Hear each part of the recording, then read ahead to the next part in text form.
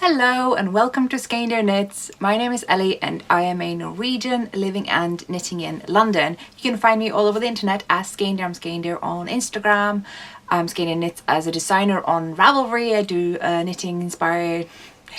knitting patterns inspired by being from Norway, born and raised. I have lived in London for the past 14 years and it just got me a bit homesick, so I do a lot of patterns that definitely play into a little bit of Norwegian knitting, nostalgia and other things. So do check that out if you fancy some knitting patterns. And yeah, hello and welcome to my knitting podcast, knitting talk show, where I make hopefully a monthly episode talking about what I am knitting on from my little flat here in London, co-hosted by my lovely miniature schnauzer puppy Embla, and hopefully she'll hang out with us while I go through the things that I have made since last time. Inhale, exhale. Okay, so I have been to Unravel. I went to Unravel, I want to say yesterday. No, it was the day before yesterday. It's actually happening today as well. It's the final day today, and I really did want to go a second time because it is just a day's journey from London in Farnham. But I'm really knackered today. It's grim weather outside. I just wanted to stay indoors and bake buns and rest because we have just been on our feet constantly the past couple of days after I recovered from my third cold this winter, which seems just really unfair, to be honest.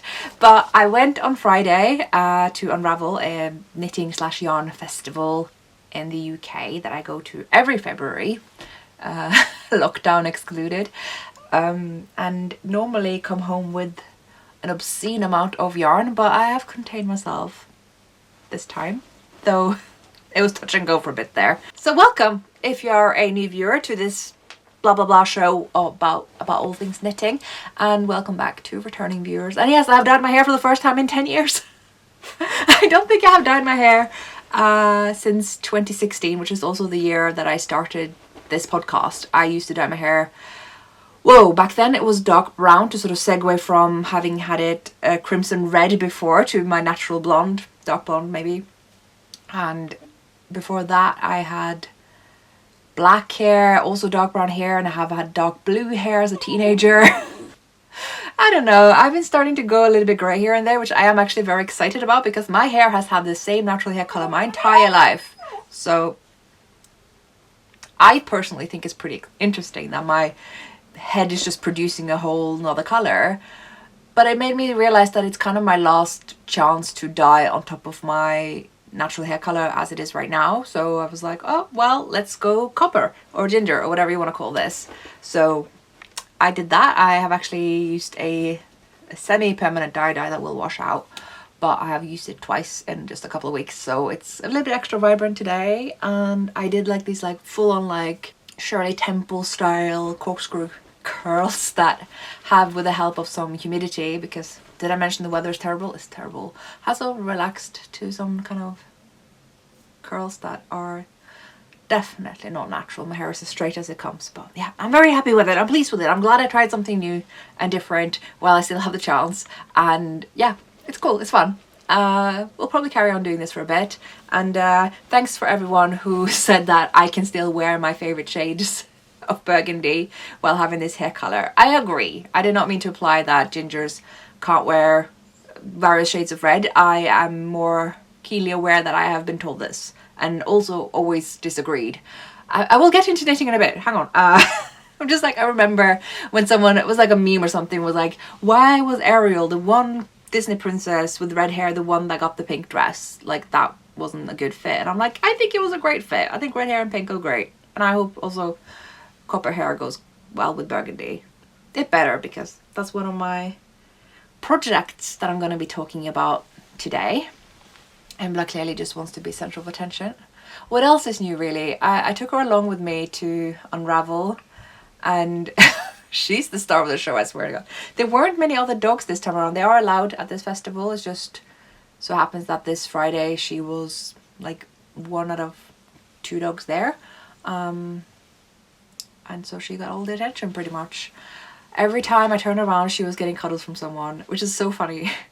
Every time someone wanted to cuddle her, she like walks away like she's too important. But every time I have my back turned, she's standing there getting all the cuddles like, yes, I deserve this, actually. And it's like, you could just receive cuddles while I'm watching. It's fine. You're allowed. But yeah, I have finished my Gaskell cardigan by Susan Crawford from her book published by Lane. I'm completely drawing a blank. I had the book with me last episode, but not this one. But I have the cardigan. I have the cardigan. Let's try it on. This was a great time for you to choose to sit on my lap and blah. Really spectacular timing right there. Okay, I guess we're just gonna demonstrate it this way. See, I think ginger hair and burgundy go great together. So I made this out of Rauwerk DK yarn, which I keep saying is worsted weight because I believe it can definitely be knit to worsted weight. But this time I used it for a... Oh, is Susan Crawford's Barn Yarn DK worsted? I feel like it's also one of those yarns that could be either, so it seemed like a very good substitute. That being said, I did not get brow gauge, which suggests that this yarn maybe is a little bit finer, even though to me it felt very similar. I have knit plenty with both yarns. And this cardigan project was a journey. I've talked a lot about it in the last episode, and I've been playing a bit of yarn chicken. And I want to be absolutely clear, because I don't think I was clear about this in the last episode, that me running out of yarn is completely my own doing. It is not a fault of the pattern. I added some extra length. I had marked that with some scrap yarn, and obviously adding that piece of length for both the front and the back, as you do, that I had less yarn than I would have had if I'd stuck to the length specified by the pattern. I just wanted a length that was sort of right in between the two length options, because I knew I didn't have enough yarn for the longest one, but I was kind of hoping that maybe I could get by adding a bit of length to the shorter option and foregoing the pockets. I would have loved to have had pockets with this. This really feels like something that should have had pockets, but I did not have enough yarn for that, and it's not something I can add after the fact because of how it's constructed. So I thought I have 6 skeins, 600 gram skeins of this one dye lot that I had years and years ago, thinking I could use it together with 3 skeins I had bought years before that. But these were such vastly different dye lots, probably dyed different places because they're really, really far apart in time, that they don't even look remotely alike. I showed you last time, those 3 older skeins were super, super dark, and this current one is not that dark. And then I have a more recent skein from November that I got from Rauwerk, bought from Rauwerk.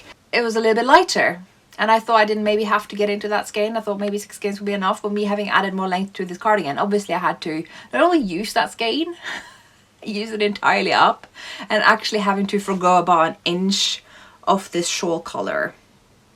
So I and this is kind of also my fault because I've lengthened the sleeves an awful lot so that I can have a folded cuff. So when you stretch out these sleeves and roll out the cuff, they are very long, but I prefer that. I like it sitting around my wrist right now. Sometimes this is like a funny thing about drop shoulders, is sometimes you gotta do the sleeves a lot shorter because the drop is so far down that you just have more body to account for the sleeve length, and other times the drop isn't that far down, in the case of this cardigan, because I bound off so many stitches under the arm, which is a new experience to me, and I was really pleased that that is a thing that you can do. It will solve a lot of my own design problems. And that means that the sleeves actually already start way up here rather than sitting further down, and I felt personally like I wanted to add more sleeve length to make up for that, so that I'm not sitting with a huge oversized cardigan but somehow the sleeves sit down here. Like, that to me doesn't really make a whole lot of sense. So these sit just comfortably around my wrist if I roll up the cuff, and if I don't, then they're even more snuggly. So nothing wrong with that. Oh my god, she's so cute right now. But yeah, I got to show off at the Rauwerk booth at Unravel. They're still there as we speak today. And I was really pleased with my knit. And obviously had to point out to everyone that the shawl colour is a very obvious different dye lot to the rest of the cardigan.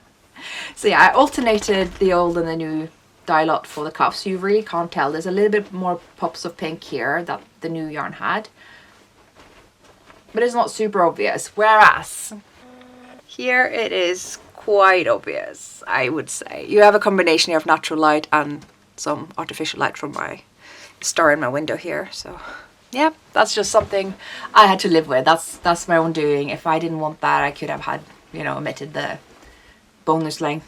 Well, there's someone walking by on the back. That's not every day. Hello, person. So yeah, that's completely my own doing for adding length. And The yarn estimates in the pattern are, as far as I'm aware, definitely correct. I did that. And I'm happy with it. I'm glad. I would have rather had the dye-lot difference between the shawl colour and the rest of the cardigan than having a too short cardigan. That was the priority that I made at the end of the day. Now, you may have noticed something else. Stitch markers. For those of you who also follow me on Instagram and still log into Instagram, because I sure don't very often, but I have been trying to get back into it and posting again and just seeing what people are up to. And I was doing a little sort of showing in Instagram stories, the sort of temporary post that you can do that only lasts 24 hours, asking you guys what buttons I should pick. I had 4 options and you all agreed with me that the 4th option that were actually the least kind of attractive buttons of the set. They weren't hand dyed, which one set of my buttons were, or pewter buttons with like ornate things on them. They were just plain brown plastic buttons.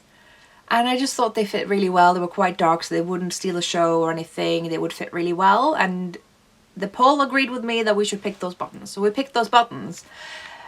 I had 6 buttons and I thought I was going to add 5 to this cardigan, but I decided in the end I'm going to use all 6. Why not, you know? But I made 7 buttonholes, so once I realized that, I was like, I think I had been thinking, right? That like, oh yeah, I'm going to use 5 buttons. Wait, I'm going to use 6, I'm going to add an extra buttonhole. And then I had this thought, like, I'm going to add an extra buttonhole, I'm going to add an extra buttonhole. So when it came down to it, I added an extra buttonhole to 6.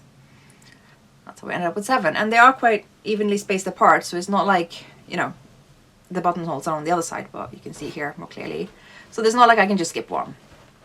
Like here, maybe I could skip the top one because it is quite high up, but like this is like the one that I'm the most interested in. I want to button up all the way here, and obviously I want the bottom one. So I'm gonna have to go with other buttons, but I'm gonna show you the ones that I considered. You are in the way, darling. There we go. Yes, you want buttons? Yes, buttons. This is how I talk to her. It's awful. But this is the button that I was going to pick. Right? Just plain old plastic buttons. I don't remember where I got them. Maybe Textile Gardens, but unfortunately they weren't at this year's Unravel. I really missed them there. So if I could get just another one of these, that would be ideal, but... Hello, excuse you. But another option that I'm really into, it was something I looked up online actually before going, and I was very pleased to see them there, which is Tom Dyson's.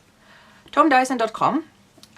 Dyson spelled the same as the vacuum cleaners, no association. But TomDyson.com. He makes wooden buttons, and I love me some wooden buttons. Like if I could pick only 2 wood button materials, it would be pewter and wood. I'm not really that interested in plastic buttons. These buttons I just showed you as an exception to that, but generally prefer wooden buttons. So I have written the name of the buttons that I'm going to be requesting and the size that I think would fit the cardigan based on trying them on at the stall that they had at Unravel. And yeah, I think that will be a really good fit. I think these big sort of, I don't know, maybe this is just my thinking, but the heavier weight yarn that I use, often the bigger buttons I want. And this makes sense as well, right? Because you may be casting on 2 stitches consistently for all like yarn weights that you knit with, but then that will be increasingly larger holes the looser your gauge is, i.e. the thicker the yarn that you're using is. So I find that just makes sense personally. And the pattern told me actually to cast off 3 stitches, but I bound off 2, and I think that worked really well. And I thought, oh, I can use my 18mm buttons for that, which is most of my buttons, but they do look a little bit small on this very wide band, even though, no wait, even though I didn't get row gauge, it is a little bit not as wide as it should have been. But I actually looked at my 20mm buttons and they look perfect. I thought that would be great. Those 2mm across, like, they make a huge difference. They look a lot bigger. And then for some reason, I don't know if it's me not being able to measure my buttons, but at Tom Dyson's stall at the festival, I apparently should be going for 25mm, which is quite a lot bigger. But I think in dark wood on these fairly wide bands, as you can see, I think that will look really neat. So that's the next plan. This is a finished object as far as the knitting's concerned. If I don't have a single stitch to knit on something I've been working on, I mark them as finished on Ravelry and I call it a day, but there will still There will still be things like blocking, weaving in ends and sewing on buttons and things like that that I often put off because it's been marked as done and it's done in my brain. But I will put on buttons even though this is a finished piece. But yeah, let's do a little pirouette, a little show off, just to have you, just you can see everything. Yeah, that's the length. It sits to my upper hip kind of. This is my waist. Hip goes out. There's that guy again. Okay. Yeah, it will be buttoned up like this. I guess this would, you see the dialogue here. Oh well. This classic knitter behavior, just point it out to everyone. There will be a time when I'll forget that I had different dialogues and not even see it myself, you know, so it is what it is. But yeah, I think maybe it was a little bit too many buttons. It's a bit much for the length that we're dealing with here, but whatever, it's fine. It's done. Not redoing the shawl color again. It did take me a whole day. And yeah, it was supposed to be an inch longer. I don't really think you can tell that it's missing an inch. It's fine.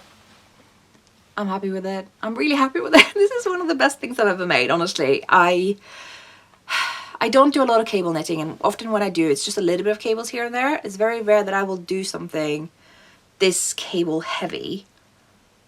And I'm just really happy I did. I'm happy I persevered. It has taken me a very long time, and not because I knit on so many different things, although I do, but because this has just been, yeah, a lot of work. What is this? Okay, it's a bit of fluff for my dog. Lovely. Love that for us. Yeah, so that's the, you can see the full length here. So yeah, I love like having cuffs like this long. It's like I can like just have my little fingertips sticking out and be like really nice and snug. But this is the more appropriate length for just general wear. So I was wearing this at Unravel, obviously showing off at brow work, and yeah, this is the fun thing about wool festivals, right? Yarn festivals, knitting festivals, whatever you want to call them, that we get to show off. We get to just, and you get to show off with an audience that understands and appreciates. Very pleased with that. And I decided to match this with a shawl that I knitted, I want to say back in 2018. It may have been a year before that. So way back then, you remember when Find Your Fade was by Andrew Mowry, was like the latest, everyone knitting it, and I was knitting it as well, but I, very inexperienced knitting single ply superwash merino in garter flat. So all of these things combined, it was very off gauge in a direction I don't usually have a problem with, which was that it was way too loose. So such a big shawl in such a loose gauge, there was no hold or structure or anything, it was very hard to wear, and I ended up ripping it out because it was just, ended up being quite a waste of such gorgeous, beautiful, expensive yarn by La Bien-Aimée that it should have been re-knit if I was going to wear that shawl. Now, I have a bit of a hard time knitting the same thing twice, so unfortunately that yarn didn't go on to become a Find Your Fade in the end. And the other thing was that that pattern required 6 colours and I only had 5, so I had to buy the 6th colour of, I think, hedgehog fibres, but for them I used a sock yarn, and I could just feel the texture difference so clearly for that final yarn. It just behaved differently, it felt differently, and it just bothered me. So I ended up ripping that out and destashing that yarn, and then I was left with 5 colours and put that into a Vertices Unite by Stephen West.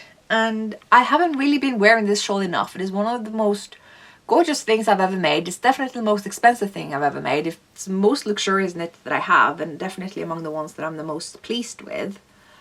The colour plays together so well. They are so me. They are extremely autumnal. I'm one of those people that like kind of hate the whole like which season are you color wise, because you can't take autumn away from me. You take autumn away from my cold dead hands, if you will, because I feel like I've been told that I'm a summer, and like, if you know how I feel about pastels and that like palette, I know I may not be an autumn according to that, whatever the rules are, but those are the colors I like, and I think personally that people look the best in the colors that they like the most.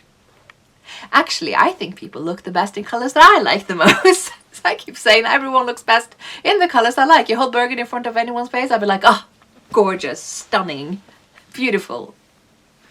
So that was what I paired with my Gaskell. And I got a lot of compliments for that as well, and that makes my day. And I'm just happy that I've like put this into my knitwear rotation. I don't know, I thought when I was getting a dog and being more out and about, I was going to be wearing a lot more knitwear, staying warm in the park.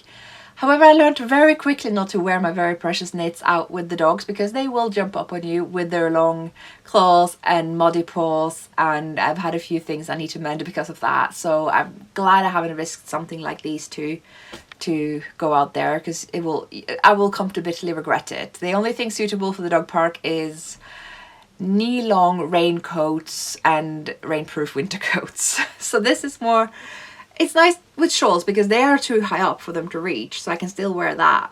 Yeah, and that's just one of those little things that make me happy, even if nobody else in the park knows. A little unravel outfit. I'm usually never one for planning my yarn show outfit.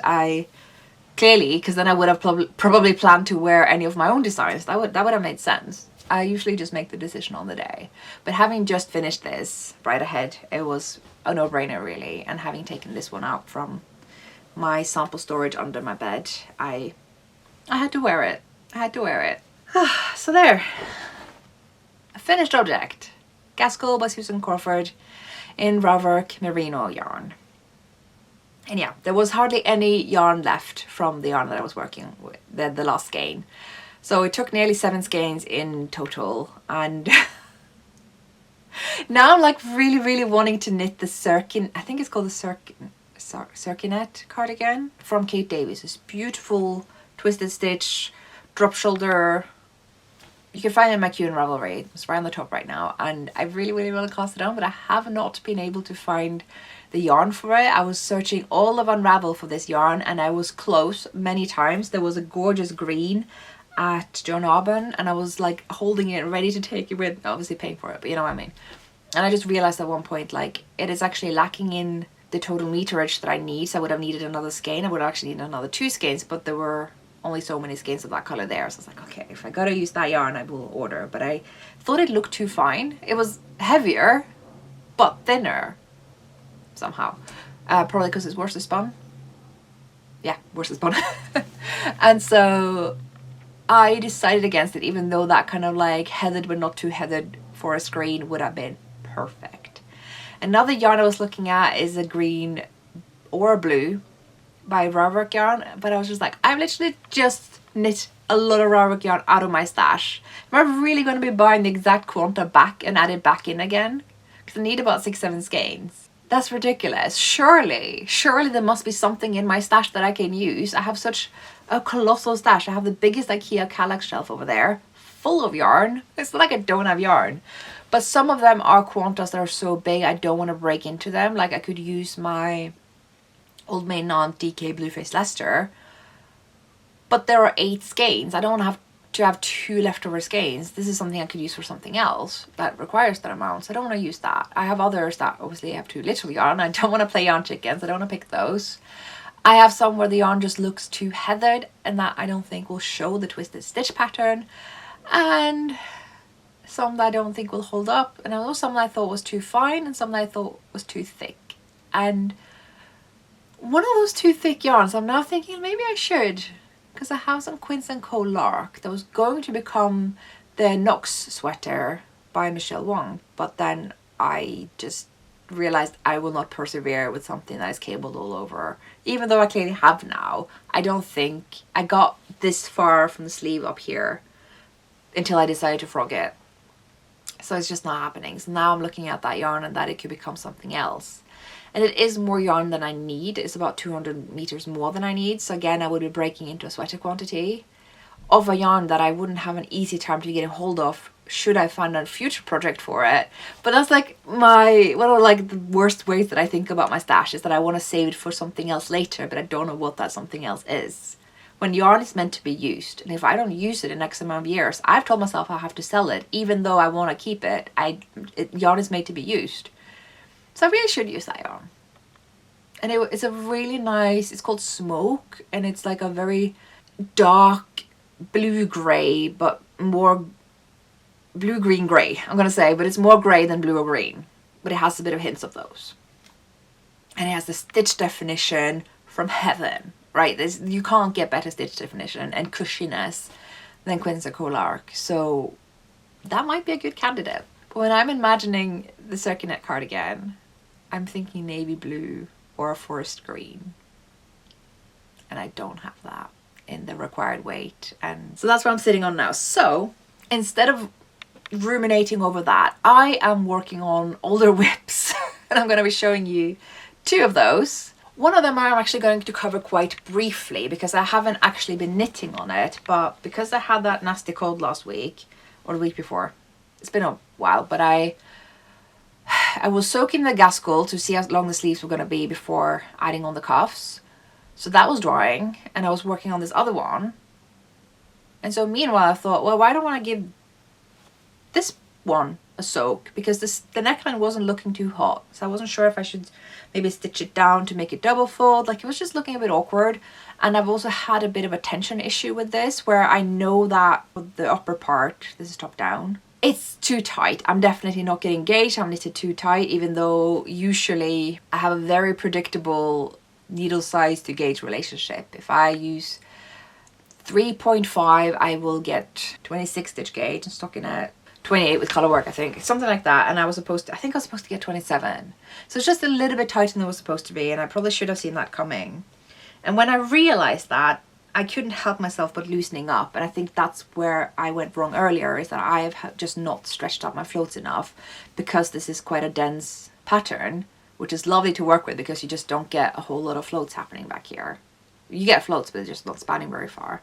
And I just should have let them span a little bit further. So when I gave this a block, when I say block, I mean I soaked it in, just fill up a container with water, let it sit there for about 30 to 60 minutes. And then I personally just like to hang it to drip dry, but no longer than an hour, because you don't want it to shape weird in any way. You want to make sure that it's holding water everywhere, but just not as much. And then you just twist out gently water from the more wet ends. And then I will lay it flat. You could also squeeze out water with a towel, which is what I usually have done, but I guess I just didn't for whatever reason. And then I laid it flat on my rug back here and really properly stretched out the shoulders all the way down to the underarm. Make sure I stretched out the part here that I know I was knitting too tight, and then just not do anything down here where I can see I've loosened up. You can literally see the difference. Oh dear, oh dear. So I now know that this will have a very comfortable fit, and also, like, it means it won't drop too far over the shoulders, which I think might be a good thing anyway. And maybe it will sit a bit too snug over the bust. So now the question is, how long do I want this jumper to be? I tend to not want jumpers to be as long as recommended, simply because I own 0 trousers. So in order to fit dresses and skirts, I probably will do this quite a lot shorter than recommended anyway. I might even rip out a little bit just to do the rib from maybe up here. I'm going to have to try it on and see, but in order to try it on, I really need to start working on the sleeves for this, because I like to pick up stitches before I cut the steek, and obviously I need to cut the steek before trying it on. I could just cut it before. Why not? That reminds me, hang on. I have made a little purchase. Side story. I go to a lot of schnauzer walks in London. They're really fun. And one of the last ones that I went to, I met a fellow knitter. We'd actually met before at one of the knitting events in London. So we decided to finish off the schnauzer walk with going to a yarn shop that was in walking distance. And in that yarn shop, I found this. Now this is a needle felting tool. And I have one of these, but it only has one slot for one needle, and it's been very annoying to work with, and having to like stab my knitting with just one. So this one has 3, if not, is there a 5th one here that's broken?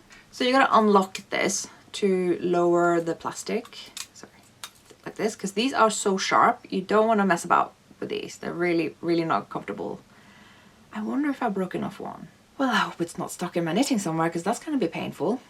But yeah, you can replace the needles. I do have a lot of spare needles that I hope fit. But yeah, this is by Clover. So they just sell these anywhere, and I've been meaning to get them because this is why I'm mentioning this. You can basically take your steeks, so I've steeked the neckline here, and from the outside, you hold the steek flat on the inside, so it's folded in here. And don't do this while you have your hand under, because that's going to hurt real bad. But you basically stab it like this, having something like a sponge or a brush underneath. This is Clover's as well, so you can buy this specifically for this purpose. But I don't see why you couldn't use any other old brush that's synthetic so that it doesn't felt to your knitting. So don't do anything that has your hair in, like a hairbrush, because then your hair will probably felt into the knitting, I would imagine. So yeah, any brush like a shoe brush, I was using that before I got this, or a sponge. You can hold under. Okay, let me demonstrate. Like this. Okay, and then you just step. You may have to do this a few times. And a few times, I mean quite a lot. But do it from the outside because it gets quite fluffy on the inside. I didn't do it very much now, so you probably can't see any fluff, but it will get quite fluffy, and that will hold down your steek. It actually can be a substitute for the crochet reinforcement, because I don't think the crochet reinforcement does anything but making it look a little bit more neat. I don't think it reinforces a whole lot, but this does. This will felt your yarn. So if you're using yarn, the kind of yarns that I recommend for steeks, so woolen spun, non-superwash, kind of has that kind of Velcro texture to it so that it will stick to itself. You stab this with a felting needle, all those fibers will felt together. So you can do that before you cut the steek, but you can also do it after, in addition, so that it can be laying down flat next to under your knitting fabric, instead of adding another thread to sew that on the inside and making sure that looks nice on the outside. This will kind of do it for you. And I have been doing this for a while, but I was doing it with that single needle felter, and that was just very tedious. And I actually initially got that because I wanted to save a steek that had gone a little bit wrong. There was some stitch that had loosened right in the middle of the button band I was cutting up. And instead of trying to fiddle in and sewing that yarn back in where it should have been and blah, blah, blah, I thought, just stab it until it's where it's supposed to be. But now I can do that way more efficiently, thanks to Clover and all her neat little inventions. Not sponsored, just a fan. I bought these off with my own money. Anyway, that was a digression. So I will be doing that, and I will be getting on with these sleeves because I am looking at a lot of my works in progress. I've gone through a lot of them on Ravelry, and there's a couple I'll probably be frogging. I've been frogging a few things from my own sort of secret designs happening thingies and feeling a lot lighter from that. And I think there are a couple of works in progress that will be getting the frog as well. Just like accessories and stocking knit things I haven't worked on for over 5 years. Like if I'm not working on them still, you know, come on. So I have projects that go all the way back to 2017, I think. So there's a few I could probably do with that at this point. I am thinking maybe we could do another works in progress episode, but it's not that it's going to be that different from the one that I did a couple of years ago because it's just the same project still. But I'll have a think about that. But yeah, for now I am picking up old projects that I am still very keen on finishing. I am also feeling like when I soaked this, if some of the black dye bled into the white yarn. Am I imagining that? Is that? I don't know. Maybe it did, maybe it didn't. Doesn't really matter. It'll be soaking again when I block the final piece, obviously. Yeah, I do this a lot. I will soak things while it's still on the needles, and maybe that's a bit wild to someone, but it just helps me know how long things should be before I bind off. The sort of proper way I guess we're supposed to do it is to knit a swatch and then compare the gauge row-wise and stitch-wise before and after blocking that swatch so that you can use a little bit of simple maths to predict your results so you don't have to do all this stuff. I know that, but I want to do it this way, so indulge me, you know, that's what I do. So I didn't say the name of this pattern because I have forgotten. But I'll link to it. It was in a Norwegian knitting book called Kofteboken. I think it was Kofteboken 2, number 2. Slightly only available in Norwegian, but I like to talk about things that you can only get in Norway from time to time as well, so you can see what we got happening there. Norwegian knitting is a lot more centered around published books, so proper books that you get in the regular bookshops, hardcover, quite expensive when they're new. And I have a lot of those books, and I love knitting from them. And that was actually why I started this video series way back in 2016. I was going to knit a lot of that, and then here I am all of a sudden designer myself. That happened. But yeah, so the project I have been working on the most this month really is Sleeve Island by Kate Davis. So this I think I don't even remember when I started it because I started this many years ago, having just knit this cuff just from like here and up. And then I just didn't touch it for years. And I think I picked it back up again in 2022. So I wonder if I cast it on in 2020. So it's a 6-year-old project at this point. At least 5. And it's called Sleeve Island because you are knitting it from sleeve to sleeve. And it's all just one long sleeve that you just pop your head through in the end, in the middle. So it comes with 2 steeks, one for the body and one for the neck opening for the head. Yep, so it's kind of a dolman. It is a dolman shape in the end because you're just making the sleeve here wider and wider and wider until it's the full length from the shoulder to the waist. Knit that straight across and then you start binding off and tapering for the other sleeve. It's a very simple construction. It's really, really fun to do. And I have modified a couple of things. I wanted to shape the neckline a bit instead of having it straight across. I don't mind a good boat neck, but if I can shape it a little bit, just a subtle shaping for boat necks, I think is really neat. And so I did that, and I really wanted to see what that was going to look like. So I've already cut that steek and picked up for the neckline, and you can see what it looks like. And it has that little dip both in the front and the back. It dips half as much in the back as it does for the front. So the difference here looks quite small, but that is because it's dipping in the back as well. And I have no way of trying it on yet because I haven't cut the steek for the body, but it looks nice. I'm really glad I did it. I think it would have been a little bit too tight if it was just straight across, considering how it's not very wide across here. But look how stunning it is. Oh, I bought this as a kit from Kate Davis's shop because, like I said back then, if it isn't broken, don't fix it. These colours screamed my name all the way from Scotland. I have no desire to change anything here, but I have somehow accidentally used more yarn than I was supposed to, and I'm running out. Even though I bought a kit, I don't have enough to finish this. You may remember, if you watched me knit this the last time I talked about this on the podcast, that I said that I was adding a little bit more length from where the body starts here before the neckline here, and then I would have to do the same on the other side here before binding off the body steek. I actually undid that because that is way too much ease. I don't need that much width. It's just going to make it too wide overall. And I took it out. So I put a needle through all the way here and all the way here, and I undid 2 stripes here, and then I grafted it back together with Kitchener stitch. So that's, you can't even see it. I did a very good grafting job, I will say. I pat myself on the shoulder for that. It's not always the most even work, but this time I was a bit clever as well, that I sorted out the grafting where there was steek cast on. So, because usually when you do grafting, it's very difficult to do the very beginning and end of your grafting, which is usually the beginning of the end of the round. It's very difficult to kind of make everything come together, especially when you work in the round. So I just did that where the steek is cast on, because all I have to do then is just like pull all those stitches over one another to become a bind off, and graft that one single stitch left over with the stitches I was grafting anyway. And it did look a little bit messy from figuring out how many stitches I had cast on to match when I was going to bind off later. I wish I'd taken some notes for that, but I did manage to solve it and match it in the other end.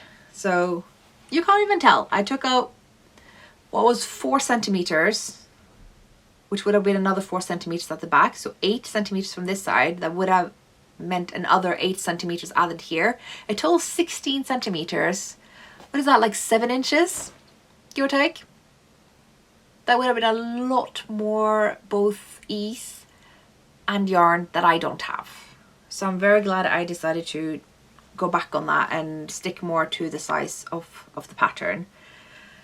And I thought maybe that would save me from running out of yarn, but it didn't. I still have somehow added a bit more width here than I intended to, trying to center the stripes. I wanted to have one stripe go right down the center of the neck, just because I saw that in the photo and I thought I should do that. And then that just seems to have added about 4 centimeters in total. So I probably added just a little centimeter here. That could be easy, just error, right?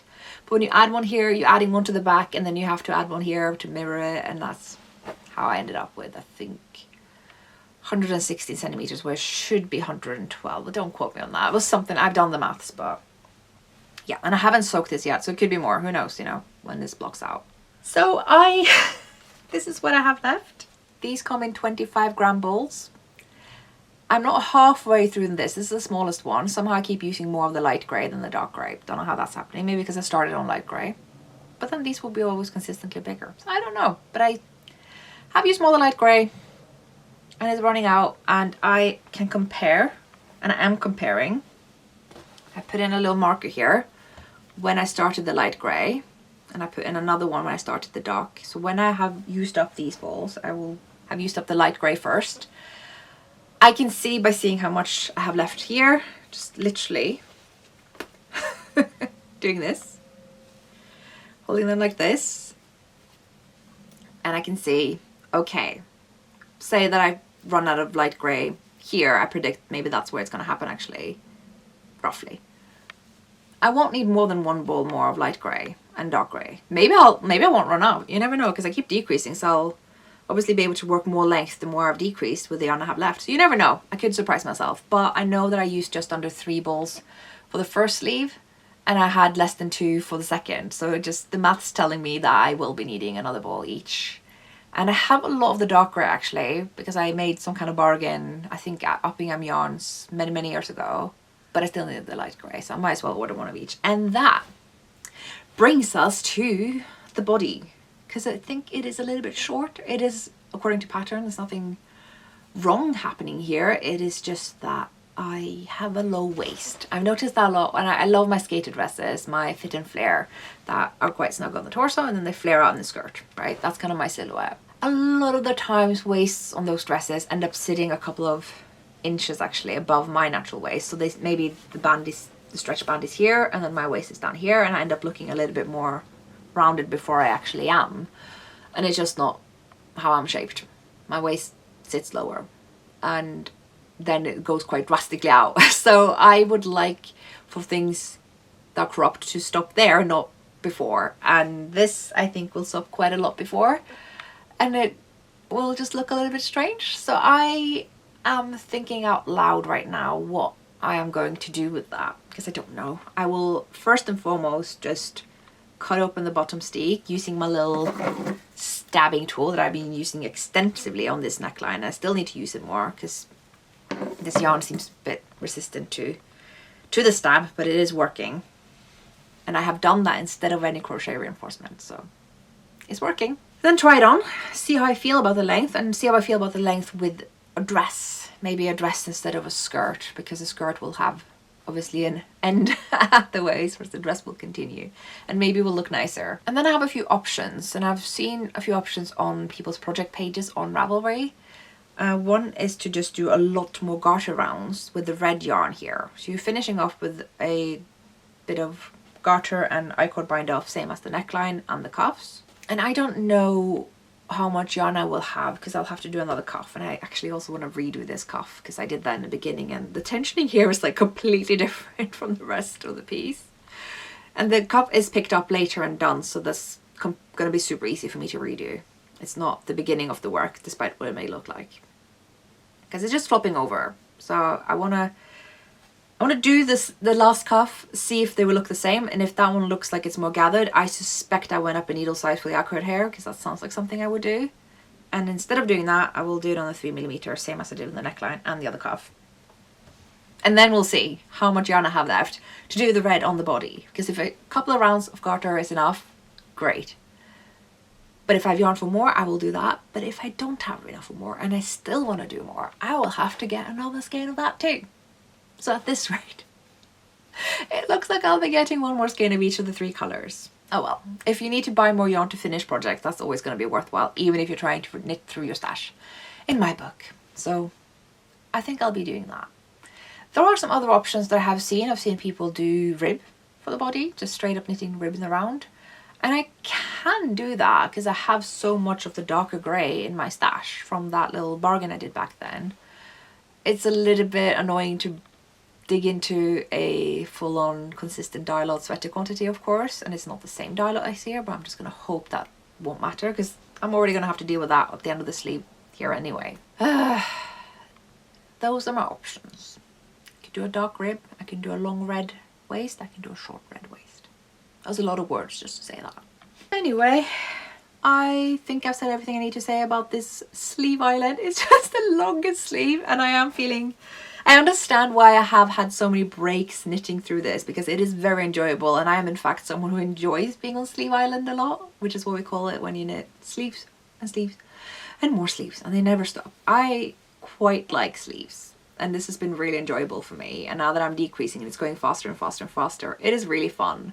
That being said, I am starting to feel a bit done with the stitch pattern. It is very easy and intuitive and memorable. I haven't looked at the chart since 2020, I don't think. But whew, it will be nice to be done with this one for sure. But it is also very easy to just pick up whenever I feel like I want to work on an old project, or just pick up something that's sitting in the sofa with me and just like knit, knit, knit this one. I will also miss it when it's done. Truly, it has been a really fun little project. So there's that, Sleeve Island by Kate Davies. And that brings us to the end, where I will be talking about what I got from Unravel. So as I was telling you, I was looking at different yarns, some by John Arbor and Browork and some other people there, and I wanted to get yarn for that Kate Davies cardigan, because when I bind up one Kate Davies, I will cast on another. Such is life. I may be a full-time designer, but I will also be a full-time knitter who enjoys other people's patterns. And didn't end up with anything. I still haven't found the perfect yarn match for that cardigan. Obviously I could just knit with the recommended yarn, but I want colour, and I haven't even decided on what colour. I think it would look stunning in green or navy blue, and that's as far as I've gone. Worsted DK Way just needs to be quite plump. Browork would be the perfect match, but I gotta try other yarns as well. I can't keep knitting just Browork. I mean, I can, and I will, and you'll definitely see me doing it again, but that will just make those two cardigans so similar, and I don't know, just one variety in my wardrobe, I guess. I think it's more about that. So the only yarn I came home with from Unravel was a little ball from Toft. And I realized this as I was picking this up for now to talk about on here, is that there's a whole episode for this podcast that I only recorded in here. So I got into a huge Toft rabbit hole in the autumn after I went to Yarndale in North Yorkshire, because me and Lola of Third World Yarns, we were placed opposite the Toft booth, and I kept looking at them the whole time there, and I was like, I want to get some Toft stuff, because they do these like little crochet animals that are so cute, and I want to make all of them. Unfortunately, I'm a rubbish crocheter in that I never get consistent tension, and I struggle to follow the patterns. But the Toft patterns are pretty much as clear as a crochet pattern's ever going to be. So I started hoarding all their books, and I have a whole pile of them. But I think that's going to be a topic for future episodes, when I have assembled the pieces I crocheted, the lessons I learned about gauge and crochet. And then I will be getting into this orange ball as well, because I'm going to make a little animal with it. Or a pumpkin, depending. I don't know yet. But yeah. I completely forgot. I said the lines in my head for the episode, but then I actually never put it on the podcast. I never actually put on the camera. Oh well. And then the final thing that I bought at Unravel. When I saw this book, and there were a couple of people selling this book, it wasn't just one stall, I was sold. They just had to pitch it to me once, and I was like, yeah, I'm getting that book. So it's about British wool, and it's telling you in the most accessible way. It's really, really well presented. Not that I've read through it yet, I've literally just owned it for a day and a half, but about British wool, talking about British sheep breeds, plural, and about why wool went out of favour in terms of, market value, things like that, and why it's actually great and a wonderful material, and why we should be using it, and, not burning the fleece, etc., etc., and going through the different breeds, the quality of their fleeces, and it has patterns. So I can't wait to learn more about wool and all this stuff. I have equivalent books about Norwegian wool and the old breeds there, and how it's not all the Norwegian white sheep, but lots of other things. So it's really, really nice to have the sort of British equivalent of that, considering that I live here and want to support the local wool scene here as well. So yeah, that's kind of all I have to say about this book so far, because I obviously hadn't had time to sit down and read it yet, but I just knew that had to be in my knitting book collection. I have a lot of knitting books that I have alluded to earlier in this episode, but I have also calmed down in how much and how many I buy. So when I pick one, it is a good one. So shout out to the Wonder of Wool. Oh, baby girl. And that truly brings us to the end of this episode. I guess I had a lot more to talk about than I was aware of when I started. I thought this was going to be a short one. But yeah, I had so much fun at Unravel. It was really lovely to meet those of you who I had the pleasure of meeting there. And I guess I will see you next year. And Embla is ready for another nap. It looks like she's kind of done. But yeah, thanks so much for watching, and I'll catch you guys later. Bye bye.